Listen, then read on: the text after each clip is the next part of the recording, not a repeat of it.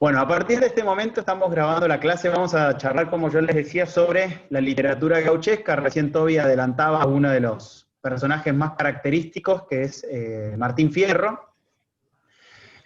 Pero para poder entender un poquitito, tenemos que irnos al siglo XIX. Nosotros estamos ahora en el siglo XXI, o sea, nos tenemos que ir a los años 1800. Piensen ustedes, que seguramente lo han visto en historia, y lo hemos charlado también para la clase de romanticismo. Piensen ustedes que durante el siglo XIX en nuestro país pasaron muchas cosas, en nuestra región, en realidad, que podríamos relacionarlo también con incluir a Uruguay en todo este proceso. En el siglo XIX se dan. Nosotros a principios del siglo XIX dependíamos, éramos una colonia española, dependíamos del rey de España, y acá en esta zona, en Sudamérica, había virreinatos.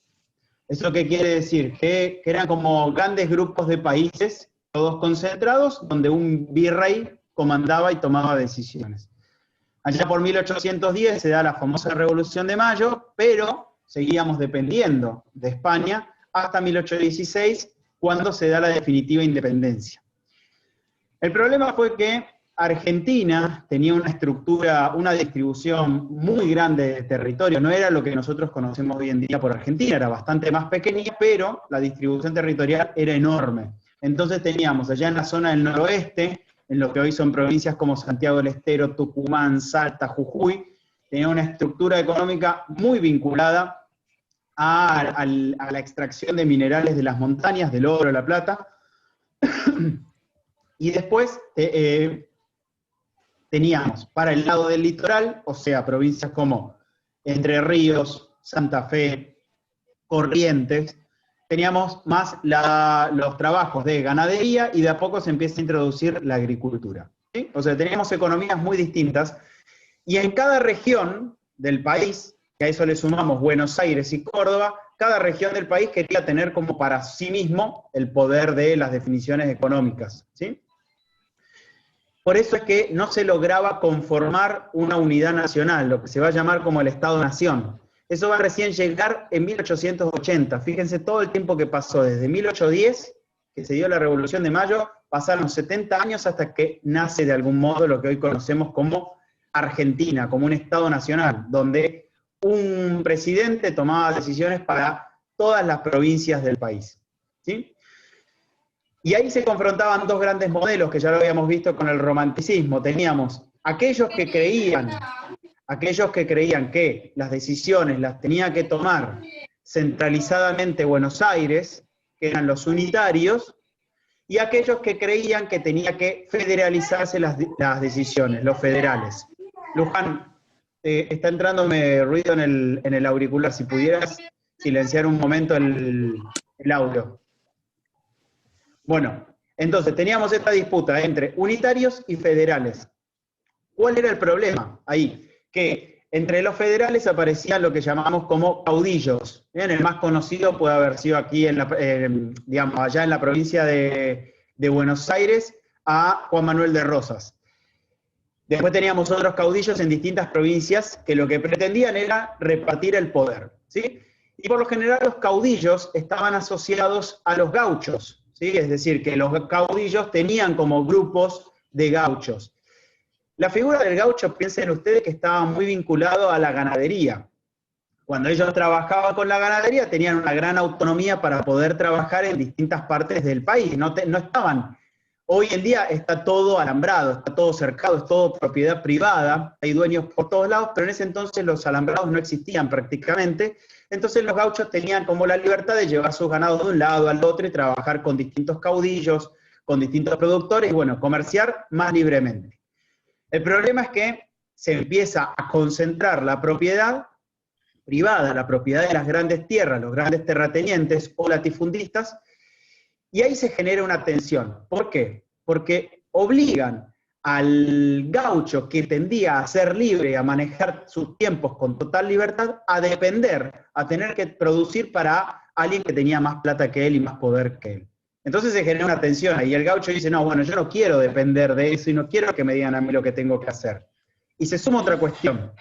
Se suma la cuestión de, piensen que en 1880, más o menos en la década del 80, se llevan adelante lo que fueron conocidas las campañas del desierto o la conquista del desierto en distintos territorios, principalmente hacia lo que era la línea sur, digamos, para al sur de Mendoza, Neuquén, La Pampa. Lo que trata de hacer el gobierno nacional, principalmente encabezado por Julio Argentino Roca, pero que ya había empezado ya por la década del 20 con Bernardino Rivadavia, es tratar de ampliar los territorios que puedan ser productivos.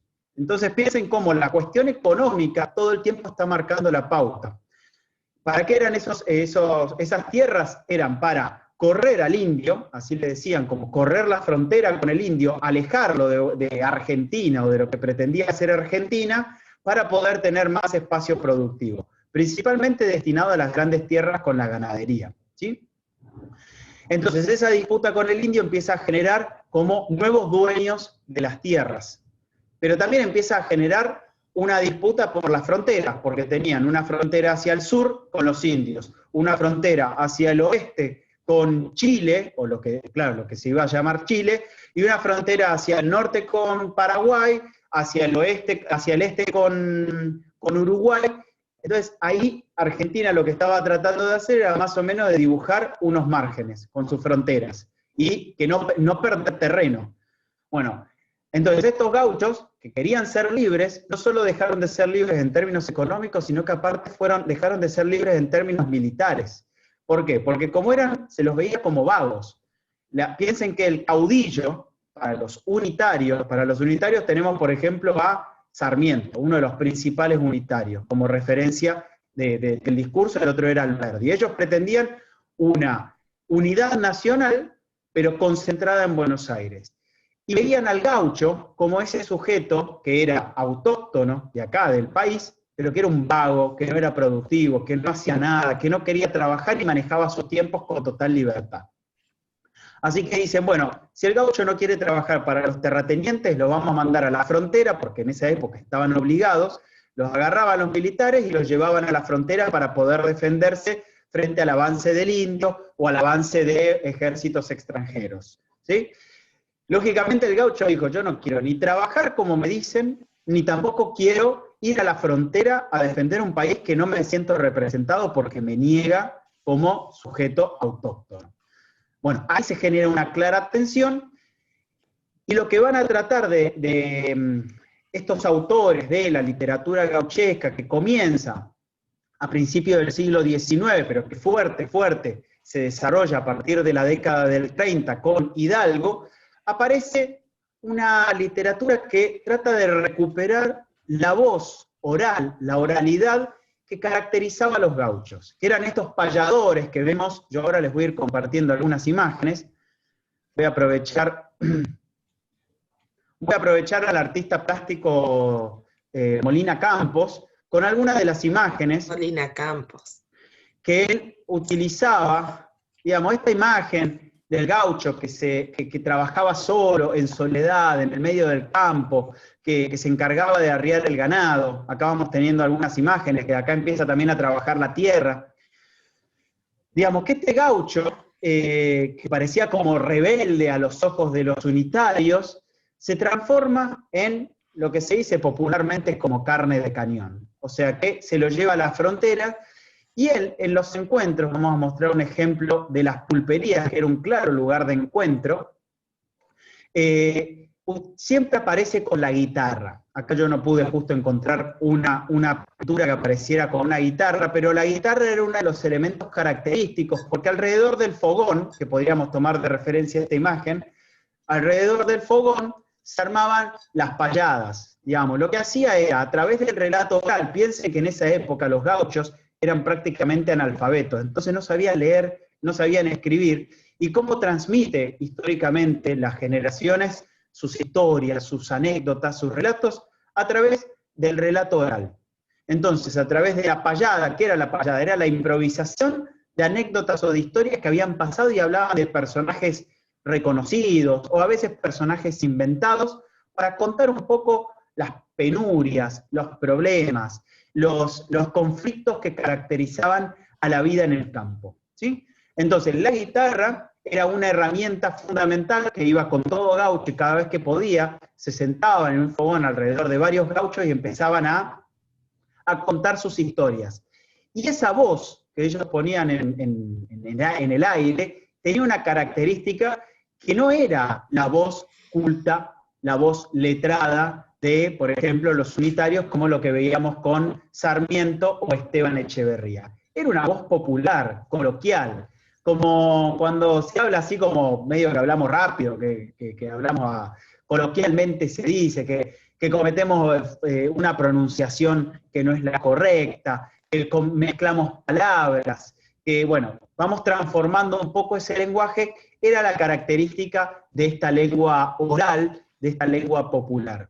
Y en 1830 va a aparecer lo que Hidalgo hace llamar los cielitos patrióticos o los diálogos patrióticos. Y ahí de a poco empieza a tomar forma esta literatura gauchesca. Vos interrumpime, Nati, si querés agregar algo, ¿eh? Sí, en realidad es como ir haciendo, ayudándote a hacer digamos, un, eh, un punteo para los chicos. Dale. En conclusión, la figura del gaucho, imagínense que ustedes están llevando un determinado estilo de vida, que están contentos con ese estilo de vida, que están conformes con ese estilo de vida, que no tienen quien les diga qué hacer ni dónde, y sin embargo se sienten útiles para esa comunidad, y de repente a ustedes le dicen, no, ahora tenés que trabajar de esta manera, con estas condiciones, bajo estos términos. Y esos términos y esas condiciones para ustedes no son beneficiosas, sino que les resultan condiciones que los oprimen, que no les dan las libertades que tenían antes. Imagínense pasar por esa situación. Eran carne de cañón, como dice el profe Juan, claro, porque como había que extender las fronteras, se necesitaban soldados, o sea, ¿de dónde iban a salir tantos soldados para defender esas fronteras y para ir ganando terreno? ¿No? Entonces, ¿qué hacían? Bueno, les ofrecían entre comillas, no era algo tan amable y empático, sino que les intercambiaban un poco ese nuevo rol con servir al ejército, ¿no? Para pertenecer a esta nueva sociedad que se está creando. Y los mandaban esto a las fronteras, a las guerras. También pasó mucho, pero muchísimo, con la comunidad africana que había acá o que hay, que subsiste, pero que acá en Argentina, pero que en gran medida desapareció, no del todo, a partir de también ser carne de cañón. Carne de cañón significa estar en la primera línea del fuego, chicos. En las guerras de independencia y de expansión de territorio. Imagínense cómo estaría compuesto en ese momento el mapa de Argentina, que de La Pampa para abajo o del sur de Buenos Aires para abajo, eso no era Argentina.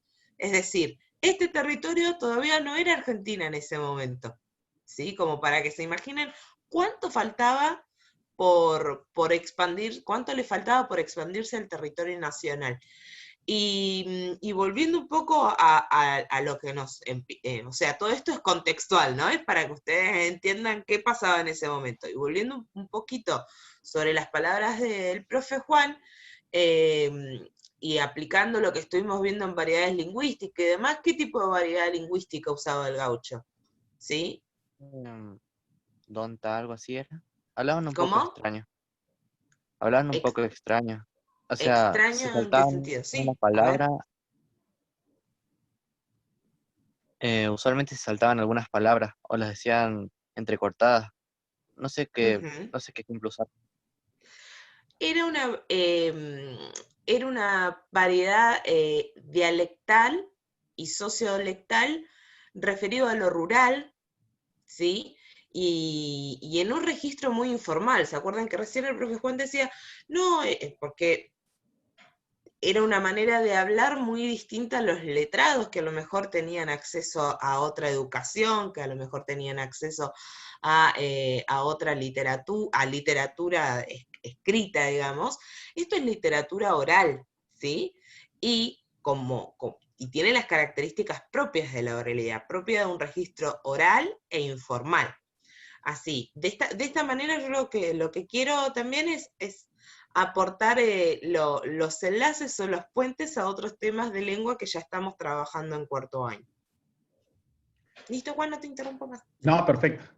Bueno, acá aprovecho, tomo uno de los ejemplos de Bartolomé Hidalgo, que él le dio el nombre de Diálogos Patrióticos. Piensen que esto se da en la década de 1830 más o menos, y acá estaba en juego la cuestión de la nación. Bien, se estaba construyendo la nación. Así que, ¿cómo hacemos para construir la nación frente al invasor europeo? Recuperamos la voz de la gente de acá. ¿Y quién era la gente de acá en ese momento? Eran los criollos que se habían mezclado y que vivían en el campo en forma libre. Y no habían tenido la oportunidad de ir a la escuela, por ejemplo. Entonces, hablaban de esta manera. Acá tomé un fragmento que tienen ustedes en sus apuntes. ¿Con qué amigo? ¿Y a dónde diablo sale? Meta el redomón, de sencille, voto alante. Ah, pingo que da calor. Y Chano le responde. De las islas del Tordillo salí en este mancarrón. Pero si es trabuco, Cristo. ¿Cómo está, señor Ramón? Contreras le dice. Lindamente a su servicio. ¿Y se vino del tirón? Chano. Sí, amigo, estaba de balde. Y le dije a Salvador, andá a traérmele azulejo. Apretámele el cinchón porque voy a platicar con el paisano Ramón. Y yo también salí al tranco, cuando se puso el sol cogí el camino y me vine, cuando en esto se asustó el animal porque el poncho las verijas le tocó. Fíjense que empieza a combinar dos cuestiones. Una, el tipo de registro, que es un registro claramente informal, fíjense, de a dónde, voto delante, son palabras inventadas, propias de la oralidad, pero a su vez también tiene algo característico del canto, porque está todo escrito en rima. ¿Bien? Entonces eso es propio de la literatura gauchesca, que se caracteriza por una poesía donde aparecen palabras inventadas, un poco sacadas de lo coloquial, de la oralidad, y también mantiene cierta rima que se va sosteniendo a lo largo de los distintos versos. Acá tengo otro ejemplo que ya no tiene una marca tan característica de la oralidad, que también es de Bartolomé Hidalgo. Acá lo que apunta más que nada es a defender la idea de nación y de patria. Si de todo lo criado es el cielo lo mejor, el cielo ha de ser el baile de los pueblos de la unión. Cielo, cielito y más cielo, cielito siempre cantad, que la alegría es del cielo y del cielo la libertad. ¡Viva la patria, patriotas! ¡Viva la patria, la unión! ¡Viva nuestra independencia! ¡Viva la nueva nación! Lo que se está debatiendo entonces es cómo recuperamos los elementos bien nuestros, bien autóctonos, bien de acá, para poder defender esta nación que se está construyendo. Y encuentran en la figura del gaucho ese rebelde a la opresión del de afuera para poder recuperar un poco su voz y ponerla en evidencia. La diferencia que vamos a tener con José Hernández es que escribe en otro contexto. José Hernández escribe hacia la década del 70, ya estamos más cerca de 1880, y ya el conflicto entre unitarios y federales está bien marcado. Así que se están disputando dos modelos de país, y lo que hace José Hernández es tratar de evidenciar con este relato del Martín Fierro cuáles son las dificultades con las que ha atravesado el gaucho con el hecho de perder la libertad en la producción y pasar a ser un peón asalariado, y el hecho de tener que ser obligado, forzado, a ir a la frontera a defender un país que, como yo les decía, no lo representa, no aparece él en ese país. Así que ahí hay una clara tensión. El caso de la historia de Fierro, Martín Fierro, él es un rebelde, porque justamente deserta del ejército, y a su vez también es acusado, en el primer relato de la ira, es acusado de un asesinato en un intrincado que tiene con otro muchacho. Yo acá, para mostrar un poco, traje un fragmento, que es en el canto 9 de la ida. Ustedes tienen para leer la ida y la vuelta. No, creo que es la ida, perdón. Ustedes tienen la ida para leer. Yo lo que les propongo es que la lean toda, que les sirva para poder entender un poco la historia, porque lo interesante de esto no es solamente quedarnos en la cuestión de la rima, en la cuestión de los términos que José Hernández inventa para tratar de representar la voz del gaucho, sino también es la historia que está contando. Cuál es, cómo, de algún modo, en su relato podemos ver esos elementos propios del contexto en el que se está viviendo. Y acá tomé un elemento que tiene que ver cuando a Martín Fierro lo persiguen, lo encierran en un lugar, y él tiene que salir a defenderse, es una tropilla de policías que lo encierran, y él solito trata de algún modo, como se dice en el barrio, de plantarse y de enfrentar a esa policía y ver cómo le va. ¿Bien? Y acá, en este fragmento, aparece un personaje que después lo va a acompañar en el segundo relato que escribe años más tarde José Hernández, que se llama La Vuelta de Martín Fierro. Y acá el canto, quiero que presten atención a esto que yo narraba recién de Bartolomé Hidalgo, cómo aparecen de vuelta, no solo la rima, sino esas palabras, como decía Esteban, que tratan de inventar y que tienen al oído. Bueno, nosotros las podemos entender porque se entienden mejor al escucharlas que al leerlas.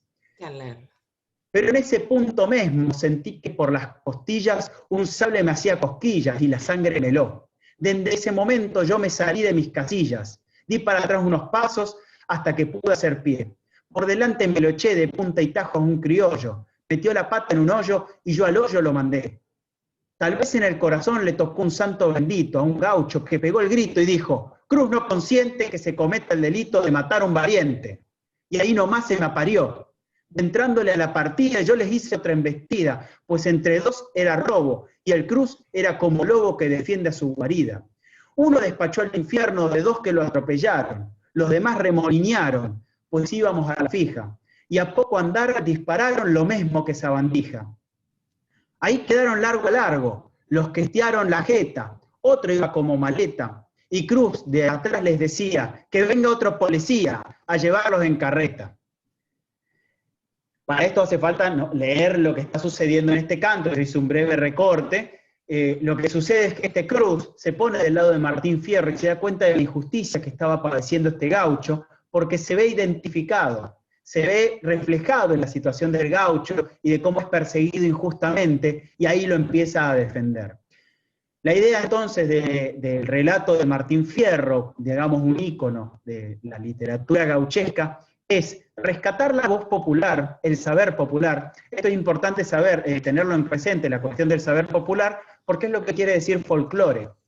Folclore, lore, quiere decir la voz, y folk quiere decir saber. Estamos hablando del saber popular, o de la lengua popular también, de lo que expresan los sectores populares.